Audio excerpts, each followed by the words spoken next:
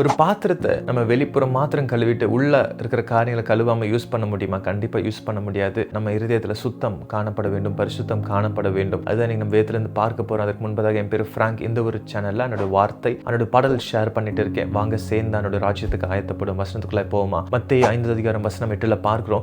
இருதயத்தில் சுத்தம் உள்ளவர்கள் பாக்கியவான்கள், அவர்கள் தேவனை தரிசிப்பார்கள். யாருனால தேவனை பார்க்க முடியும்? இருதயத்தில் சுத்தம் உள்ளவர்கள் மாத்திரமே. இப்ப வெளிப்புறமா நான் ஆண்டவர் ஆராதிக்கிறேன், ஜெபிக்கிறேன், வேதத்தை வாசிக்கிறேன், அது இருந்தா பத்தாது. உள்ளான ஒரு மாற்றங்கள் நமக்குள்ள காணப்பட வேண்டும். இருதயம் தேவன் தங்குற ஆலயமா இருக்கிறது. இயேசு கிறிஸ்து பரிசேயர்களை பார்த்து சொன்ன ஒரு காரியம் என்னது? நீங்க வெளிப்புறத்துல எல்லாமே நீங்க ஓகேவா இருக்கிறீங்க, ஆனா உள்ள சில காரியங்கள் கரைப்பட்டதா இருக்கிறது. பரிசேயர்ல எல்லாமே அறிந்தவர்கள், எல்லாம் வேதத்தை கரைச்சு குடிச்சவங்க, ஆனா பாத்தீங்கன்னா அவங்களோட இருதயம் கரைப்பட்டதா இருக்கிறது. இன்றைக்கு நம்மளோட வாழ்க்கையில வேதத்தை எல்லாமே தெரியும், நல்லா ஜெபிக்கிறேன், நல்லா வேதத்தை வாசிக்கிறேன், நல்லா ஆராதிக்கிறேன், ஆனா இருதயத்துல பரிசுத்தம் இல்லாம இருக்குமானால், கண்கள் நிச்சயம், மாம்சத்தின் நிச்சயம், ஜீவனத்தின் பெருமையான காரியங்கள் இருக்குமானால் அதை கர்த்தர் அருவருக்கிறார். அந்த காரியங்கள் முதலாவது சுத்திகரிக்கப்பட வேண்டும். அதுக்கப்புறம் தான் அடுத்த காரியங்கள், ஊழியங்கள். அதனால நம்ம மனம் திரும்புவோம். கர்த்தர் தாமே உங்கள் அனைவரையும் ஆசீர்வதிப்பாராக. God bless you.